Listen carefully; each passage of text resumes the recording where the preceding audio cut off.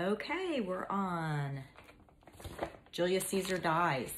So, lesson 7.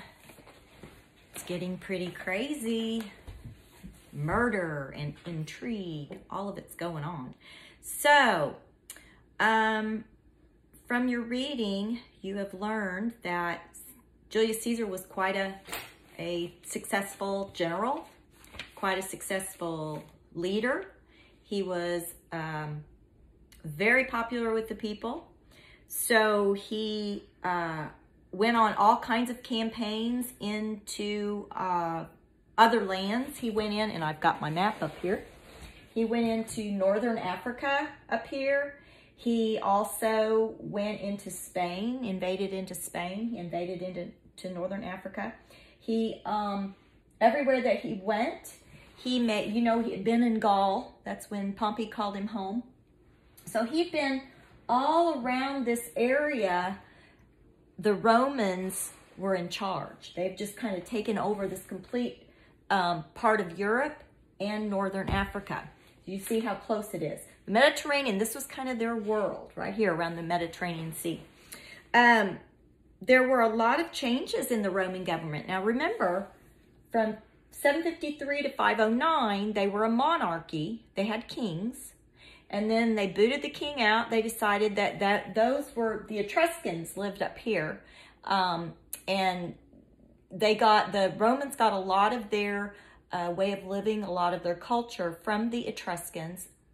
One of the things the Etruscans had were kings. So when they kind of became the dominant civilization, they did away with the kings. So 509, then they started a republic. And that's where we still are. So from 509 on this side of 0, we're still 500 years before Christ was born. For all of that time, Rome was a republic, which is the same kind of government that the United States of America has. It has the branches. And hopefully in your Oklahoma history, we're kind of integrating our history lessons, which makes me very, very happy. Wonder how that happened. You can see how our government is so based on the ideas of ancient Rome, which ancient Rome got its ideas from the Greeks. They always take something from someone else and they tweak it and make it theirs. That's what Romans are. They're kind of the doers. The Greeks were the thinkers. The Romans were the doers. They did things with ideas. If they heard of a good idea, they did something with it. They would be good Shark Tank people. You guys ever watch Shark Tank? Mr. Pullman and I like to watch Shark Tank. So, yeah, they were the thinkers. So, Julius Caesar is really becoming a strong, strong leader. And the people love him, the common people. A lot of the senators don't like him because he's really changed the way life has begun. Now, you think, the Romans, Caesar was going all over their world that they knew at that time, conquering. Why did he do that? Why couldn't they just be happy with the land they had? Why were the Romans always conquering new places and going new areas? And what was in it for them? Money. Remember old Spain when we were studying Oklahoma history? Spain, they didn't come just to learn new things and learn new ways. Kind of like the French, they were trading. They wanted to make friends with the Native Americans, and they married a lot of the Native Americans. They came and they lived by the river and trapped and made their living that way. The Spanish, they had no desire to live there. They just wanted to take what was there, right? Take it and go. It's kind of how the Romans were too. So when they conquered a land, they made the people pay taxes.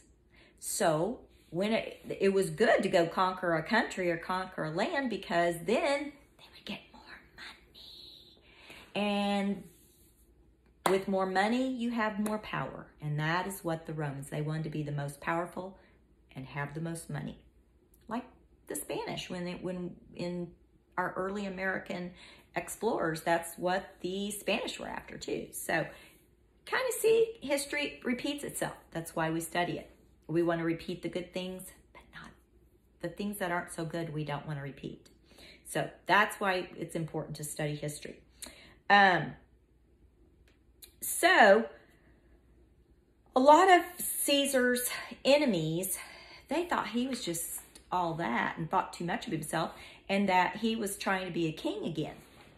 They got rid of their king. They tossed him out. They didn't want another king. Really, it was his friends, the senators, and they just didn't like him. They thought he was just too much in charge. They liked to be more in charge. So it leads up to his assassination on March 15th, 44 BC. So here we are, right here, 44 BC. So that means 44 years before 0. That's when he died. He was killed. You may have heard the term the Ides of March. Hopefully, I'm trying to think of all of the terms that you guys might hear that are tied with ancient Rome. The Ides of March. The Ides of March is on March 15th. The day Caesar was killed. And the story goes that there was a soothsayer. You guys know what that is, right? A fortune teller that came to Julius Caesar while he was on his way to the Senate meeting, and said, "Beware of the Ides of March. Beware of the Ides of March." And Julius Caesar went, "You know, what can happen to me? I'm Julius Caesar. I got a Senate meeting to go to." Yeah. He got the point. Get it? Get it? He got the point. Yeah. See, I know you miss my humor. Okay, so what happens? He dies. Sophia Flexnerberry. A2 Brute. That's where A2 Brute comes into. They're all stabbing him, and the last thing he supposedly said was he looks up at his friend Brutus, and he goes, "You too, Brutus?" Yes. So, yeah. A2 Brute. Yeah. Means he couldn't believe it. Here, my friend too.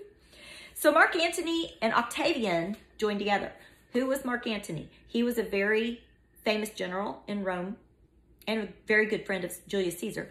Octavian was an 18-year-old nephew of Julius Caesar. Julius Caesar didn't have any children, so he adopted Octavian. He was 18 years old.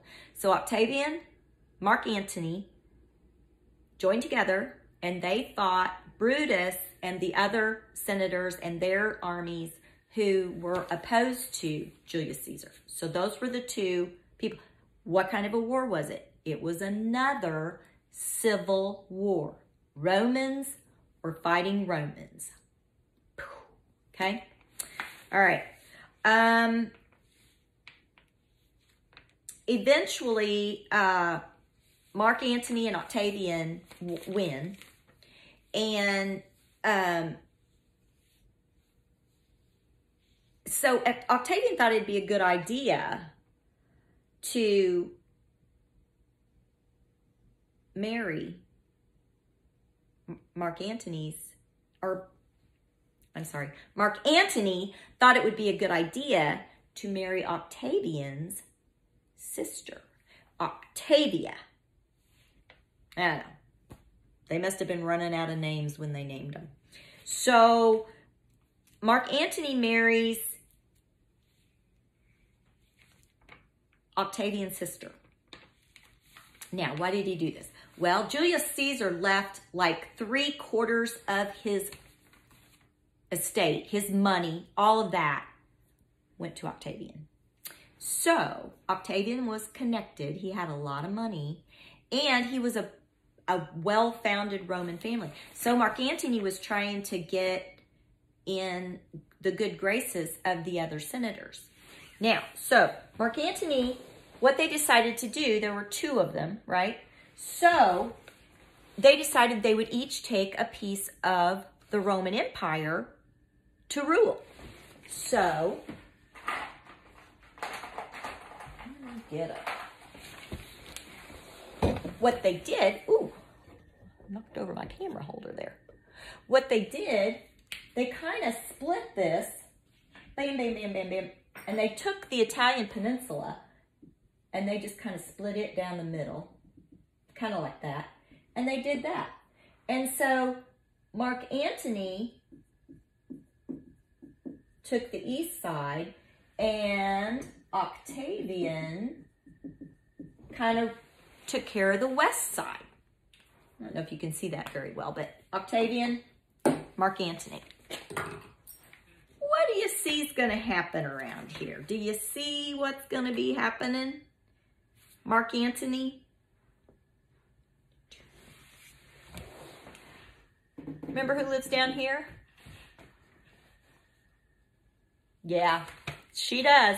Guess what? Mark Antony, boom. Cleopatra, boom. She flutters her eyelashes and he goes, oh, I'm in love. They fall in love. Didn't end well for Julius Caesar. Guess what? Didn't end well for Mark Antony either. Cleopatra was a real threat to a lot of the Roman leaders. They knew she was very clever, very smart, very ambitious. They were afraid that Mark Antony was going to move the capital of the Roman Empire to Egypt. And I don't know that they were wrong, but they didn't like it. And so even though Mark Antony was married to Octavian's sister Octavia, he still made it known he loved Cleopatra. So it was just a lot of friction going on. And in the end, they start another civil war. So now these two get in a war together, right? Okay, so it really ended rather quickly. It didn't take long. Mark Antony kind of saw that he was being doomed, so he killed himself. Cleopatra, she saw, you know, the armies were coming. She killed herself. So, remember I told you they usually take the leaders and parade them down the middle of Rome in chains? She knew that. And she knew there was not going to be a Julius Caesar around to save her this time. So she took her life too. So that's kind of where we are in the